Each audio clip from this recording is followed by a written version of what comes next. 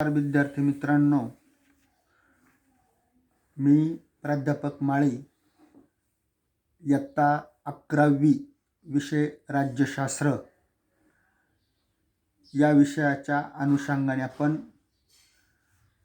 मागील 2 व्हिडिओमध्ये प्रकरण 1 प्रकरणाचं नाव आहे राज्य, या राज्य संकल्पनेवर आपण चर्चा केलेली आहे आणि ही चर्चा करून थोडक्यात आपण राज्य संकल्पनेचा परिचय करून घेण्याचा प्रयत्न केलेला आहे. राज्य संकल्पनेचा परिचय करून घेत असताना आपण अगदी राज्याची निर्मिती नेमकी केव्हा झाली याविषयी निश्चितपणे कालखंड सांगता येत नसला तरी देखील साधारणपणे मानवी इतिहासामध्ये मानवाच्या जीवनात विविध प्रकारच्या गटांनी सत्ता गाजविली आणि वेगवेगळ्या गटांनी मानवावर सत्ता गेल्याचं चित्र आपण विविध घटकांच्या माध्यमातून त्याविषयी माहिती घेतलेली आहे. राज्याच्या बाबतीत विचार करत असतानाच राज्य ही संस्था समाज व्यवस्थेत काम करते आणि या राज्य संस्थेबरोबरच याच समाज व्यवस्थेमध्ये अनेक प्रकारच्या संस्था काम करत असतात. यासाठी आपण उदाहरण घेतलंय. राज्य संस्थेबरोबर कुटुंब संस्था असेल, शिक्षण संस्था असेल, धर्मसंस्था असेल, अर्थव्यवस्था असेल किंवा अन्य प्रकारच्या अनेक संस्था काम करत असतात. परंतु या सर्व संस्थांमध्ये राज्य संस्था ही एक सर्वश्रेष्ठ अशा प्रकारची संस्था आहे. याचं कारण असं आहे की राज्य संस्था या सर्व संस्थांचं नियंत्रण करते. या संस्थांच्या नियंत्रणाबरोबरच राज्य संस्था समाजातील मानवाचं जे वर्तन आहे या वर्तनाचं देखील नियंत्रण करत असते. कारण राज्याकडे सत्ता असते आणि सत्तेच्या माध्यमातून राज्य अनेक प्रकारचे कायदे करते आणि हे कायद्यांची अंमलबजावणी करून समाजाचं आणि समाजातील विविध संस्थांचं नियंत्रण करण्याचा अधिकार फक्त राज्याला आहेत. म्हणून राज्य संस्था एक सर्वश्रेष्ठ संस्था आहेत. याच अनुषंगाने आपण ही चर्चा पुढे नेताना आधुनिक काळात जर राज्याची निर्मिती करावायची असेल तर त्यासाठी 4 घटकांची आवश्यकता असते, ज्यावर आपण चर्चा करताना पहिला घटक आहे लोकसंख्या, म्हणजेच लोकांशिवाय राज्याची निर्मिती होऊ शकत नाही. दुसरा घटक आहे भूप्रदेश. राज्याची निर्मिती व्हायची असेल तर लोकसंख्येबरोबर राज्याला निश्चित अशा भूप्रदेशाची आवश्यकता असते. तिसरा घटक आहे शासन संस्था. शासन संस्थेशिवाय राज्याची निर्मिती होऊ शकत नाही. आणि चौथा घटक आहे सार्वभौमत्व. म्हणजेच राज्य निर्माण व्हायचे असेल लोकसंख्या, भूप्रदेश, शासन संस्था आणि सार्वभौमत्व या 4 घटकांची आवश्यकता असते. आज आपल्याला प्रकरण 2 स्वातंत्र्य आणि हक्क या प्रकरणाविषयी आपल्याला थोडक्यात परिचय करून घ्यायचा आहे. आपल्याला मी मागच्या व्हिडिओमध्ये आपल्याला सांगितलं आहे की यावर्षी पहिली 3 प्रकरण आहेत ती अभ्यासक्रमातून या ठिकाणी कमी केले आहेत, परंतु त्यावर चर्चा केल्याशिवाय आपल्याला नेमून दिलेला अभ्यासक्रम या ठिकाणी त्याचं अध्ययन करणे योग्य होणार नाही. म्हणून आपण आज पहिल्या प्रकरणानंतर दुसरं जे प्रकरण आहे स्वातंत्र्य आणि हक्क याविषयी चर्चा करणार आहोत. आता स्वातंत्र्य हे लोकशाहीतील एक अत्यंत महत्त्वाचं तत्व आहे. किती महत्त्व आहे याला? तर स्वातंत्र्याशिवाय लोकशाहीची कल्पना आपण करू शकत नाही.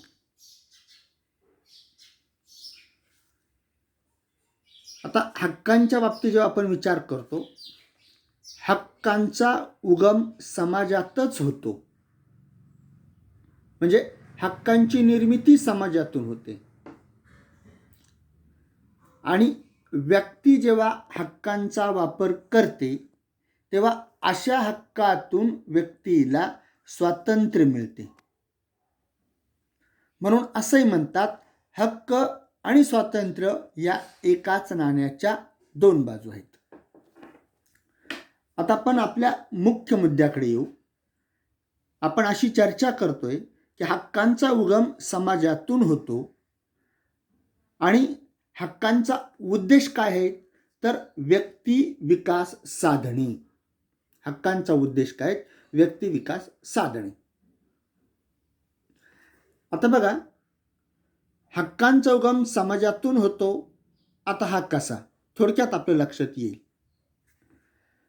आता समाजात अनेक लोक राहतात, विविध विचाराचे असतात, परस्पर विरोधी विचाराचे लोक असतात आणि समाजातील लोकांच्या अनेक गरजा असतात आणि या गरजा देखील वेगवेगळ्या प्रकारच्या असू शकतात. आता लोकांच्या गरजा याला आपण काय म्हणतो, मागण्या. लोक आपल्या गरजा किंवा आपल्या मागण्या कुणाकडे मागतात, सरकारकडे. मग सरकार त्या बाबतीत काय करतं, निर्णय घेतं आणि लोकांची गरज किंवा लोकांच्या मागण्या पूर्ण करतं. म्हणजेच सरकार कशाची निर्मिती करतं, हक्कांची. अर्थात ही हक्कांची निर्मिती करताना सरकारला अनेक प्रकारचे निर्णय घ्यावे लागतात. मुद्दा एकच आहे की हक्कांची निर्मिती किंवा उगम हा समाजातून होतो, एवढी गोष्ट लक्षात ठेवा. आणि हक्कांचा मुख्य उद्देश आहे व्यक्ती विकास साधणे. आता याचा जर विचार केला तर आज प्रत्येक भारतीय नागरिकाला एकूण 6 प्रकारचे हक्क आहेत. घटनेने दिले किती प्रकारचे हक्क आहेत, 6 प्रकारचे हक्क. 6 प्रकारचे हक्क. त्यामध्ये पहिला हक्क आहे समतेचा हक्क, दुसरा हक्क आहे व्यक्ती स्वातंत्र्याचा हक्क, तिसरा हक्क आहे शोषणाविरुद्धचा हक्क, चौथा हक्क आहे धार्मिक स्वातंत्र्याचा हक्क, पाचवा हक्क आहे शैक्षणिक व सांस्कृतिक हक्क आणि 6वा हक्क आहे घटनात्मक उपाययोजनेचा हक्क. प्रत्येक भारतीय नागरिकाला असे 6 प्रकारचे हक्क या ठिकाणी दिलेले आहेत. आता व्यक्तीला जे हक्क असतात अशा हक्कांच्या संरक्षणाची जबाबदारी सरकारची असते किंवा व्यक्तीच्या जीविताचं रक्षण करणे ही जबाबदारी सरकारची असते. आता हक्कांच्या संरक्षणाची जबाबदारी सरकार घेतं म्हणजे नेमकं काय करतं बघा. त्यासाठी सरकार किंवा शासन काय करतं बघा, योग्य प्रकारचे धोरण ठरवते, धोरणानुसार निर्णय घेते, निर्णय घेतल्यानंतर त्यासाठी कायदे करते. मग अशा प्रकारे धोरण ठरवून, निर्णय घेऊन, कायदे करून शासन योग्य प्रकारचे वातावरण निर्माण करते. म्हणजेच राज्य किंवा सरकार हक्कांच्या संरक्षणाची जबाबदारी स्वीकारते. आता स्वातंत्र्याची संकल्पना ही प्रचंड व्यापक संकल्पना आहे. स्वातंत्र्याबाबत अनेक विचार आहेत. अनेक वेगवेगळ्या विचारवंतांनी स्वातंत्र्याच्या वेगवेगळा अर्थ सांगितला. स्वातंत्र्याची संकल्पना मांडताना वेगवेगळ्या प्रकारचे विचार सांगितले. आता मी मुद्दाम तुमच्यासमोर स्वातंत्र्याची संकल्पना विशद करणारे काही विचार किंवा स्वातंत्र्याचा वेगवेगळा अर्थ मांडलेला आहे. उदाहरणार्थ, स्वातंत्र्य म्हणजे बंधनांचा अभाव असणे. बंधनांचा अभाव असणे म्हणजे व्यक्तीवर कोणत्याही प्रकारची बंधने नसणे. स्वातंत्र्य म्हणजे आवडेल ते करण्याची मुभा. आवडेल ते करण्याची मुभा. स्वातंत्र्य म्हणजे योग्य प्रकारचं वातावरण. स्वातंत्र्य म्हणजे मुक्तता. स्वातंत्र्य म्हणजे स्वराज्य. स्वातंत्र्य म्हणजे समाजहिताला प्राधान्य देणे. स्वातंत्र्य म्हणजे वर्गव्यवस्था नसणे. स्वातंत्र्य म्हणजे विषमता नसणे. स्वातंत्र्य म्हणजे स्वातंत्र्यावर वाजवी बंधनं किंवा योग्य प्रकारची बंधनं असणे. स्वातंत्र्य म्हणजे व्यक्तीचा स्वतःच्या शरीरावर व बुद्धीवर पूर्ण अधिकार असणे. आणि स्वातंत्र्य म्हणजे राज्याचा हस्तक्षेप नसणे. आपला मुद्दा असा आहे की स्वातंत्र्य या संकल्पनेचा अर्थ वेगवेगळ्या विचारवंतांनी वेगवेगळ्या प्रकारे सांगितला. स्वातंत्र्याच्या संकल्पनेबद्दल वेगवेगळे विचार या ठिकाणी सांगितलेले आपल्याला दिसतात. यावरून स्वातंत्र्याची संकल्पना प्रचंड व्यापक आहे ही गोष्ट आपल्या लक्षात येईल. आता आपण स्वातंत्र्याचं नेमकं स्वरूप काय हे थोडक्यात समजून घेऊ.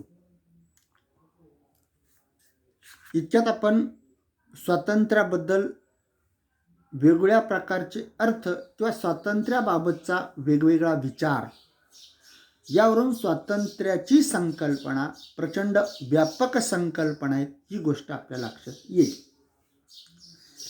आता स्वातंत्र्याचं स्वरूप समजून घेताना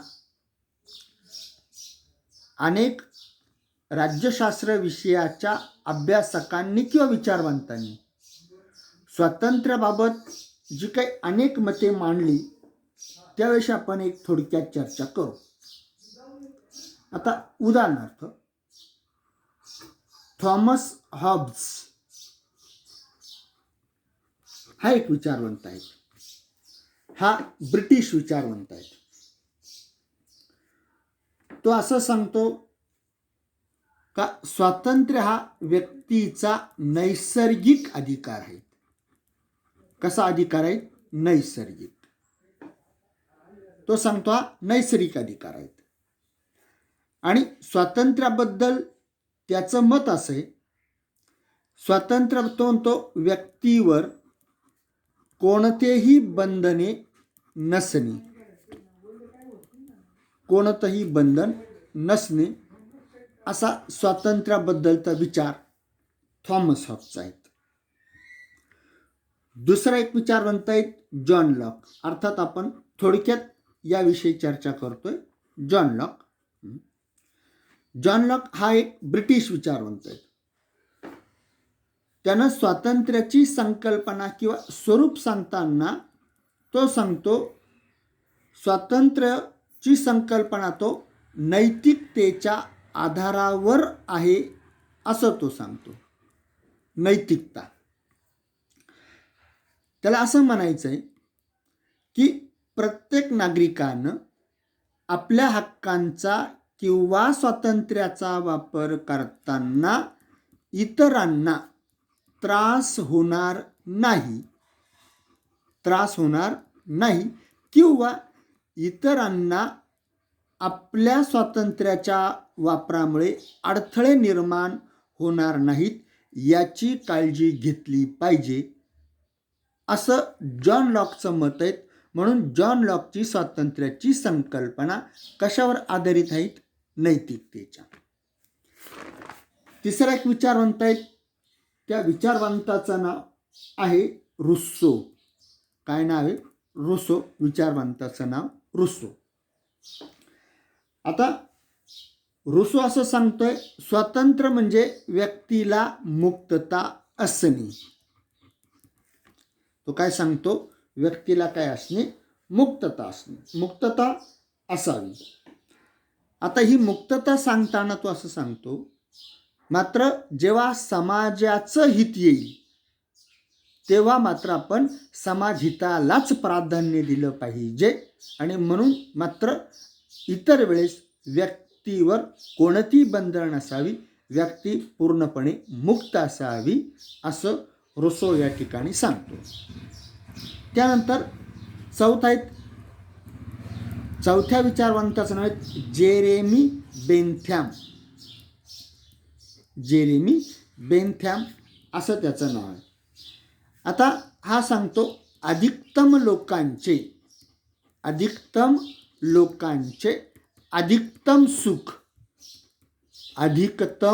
सुख असं स्वातंत्र्याचं स्वरूप आहे असं कोण सांगतो? बेंथॅम सांगतो. म्हणजे जास्तीत जास्त लोकांचे जास्तीत जास्त सुख असा विचार स्वातंत्र्याबाबत बेंथॅम यांनी या ठिकाणी मांडलेला आहे. त्यानंतर पाचवा विचारवंत आहेत जॉन स्टुअर्ट मिल. हा एक व्यक्ती स्वातंत्र्याचा पुरस्कर्ता असा विचारवंत आहेत. हा एक ब्रिटिश विचारवंत आहे. आता मिलच्या मते तो सांगतो स्वातंत्र्यावर राज्याची मर्यादा नसावी किंवा अमर्यादित नियंत्रण राज्याचं नसावं असं स्वातंत्र्याबद्दल या ठिकाणी हा मिल सांगतो. आणि त्याच्या मते व्यक्तीच्या शरीरावर व व्यक्तीची जी बुद्धी असेल त्या बुद्धीवर त्या व्यक्तीचा पूर्णपणे अधिकार असावा. त्यानंतर पुढचा विचारवंत आहे त्या विचारवंताचं नाव आहे इसाया बर्लिन. आता इसाया बर्लिन यानं स्वातंत्र्याचे दोन प्रकार मानले. तो सांगतो काही स्वातंत्र्य ही नकारात्मक स्वरूपाची असतात. कोणती? नकारात्मक स्वरूपाची असतात. तर काही स्वातंत्र्य ही सकारात्मक स्वरूपाची असतात. आता यावरून आपल्या असं लक्षात येईल की स्वातंत्र्याचं स्वरूप सांगताना किंवा ही संकल्पना विचारात घेताना अनेक विचारवंतांनी, उदाहरणार्थ Thomas Hobbes, John Locke, Rousseau, Jeremy Bentham, John Stuart Mill किंवा इसाया बर्लिन यांसारख्या अनेक विचारवंतांनी स्वातंत्र्याबद्दलचे वेगवेगळी आपलं मतं या ठिकाणी मांडलेली आहेत.